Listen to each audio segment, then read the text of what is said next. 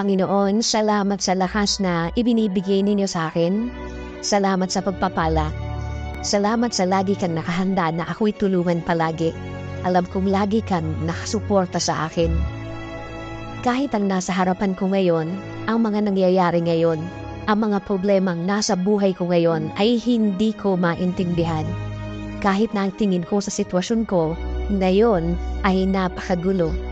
Sa iyo pa rin ako aasa, sa iyo pa rin ako kakapit, because you said in your word that you will always be there for me with a helping hand. As a father to me, I thank you, Lord. Hindi ako manghihina sa mga bagay na to. Hindi ako mawawala ng loob, hindi ako matatakot dahil naniniwala ako na lagi kang andyan para ako ay sagipin sa mga problemadong araw tulad ng mga nararanasan ko, Panginoon. Alam ko, Lord, things will never be the same, na ang lahat ng ito'y magbabago, na ang lahat ng ito'y mabibigyan mo ng sagot, na ang lahat ng ito'y nasa harap ko lang, na ikaw ay nagbibigay ng iyong blessings behind the scene. Dahil alam ko, Lord, na ako'y bahagi ng iyong plano para ako'y mapunta sa mabuti, plano para mas mapaganda ang kinalalagyan ko, plano para hindi ako masaktan, at plano na ikagaganda ng aking buhay, Panginoon. Sa iyo rin ako aasa, Panginoon, sa safety ng aking pamilya. Tuloy niyo po ang pagbibigay ng proteksyon at pagmamahal sa aking pamilya. Tuloy niyo po ang pagbibless sa kanila.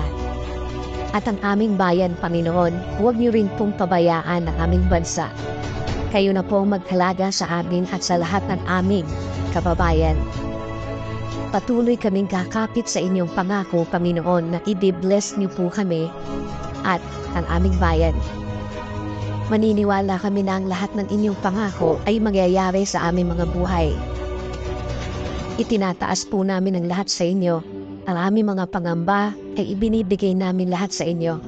Panginoon, palitan niyo po ito ng kapayapaan at maraming pagpapala sa aming mga buhay. Kaya, Panginoon, salamat sa pagmamahal mo, salamat sa pagpaprovide mo sa amin, at salamat sa tuloy-tuloy mong pagiging Ama sa amin. This is our prayer in Jesus' name. Amen.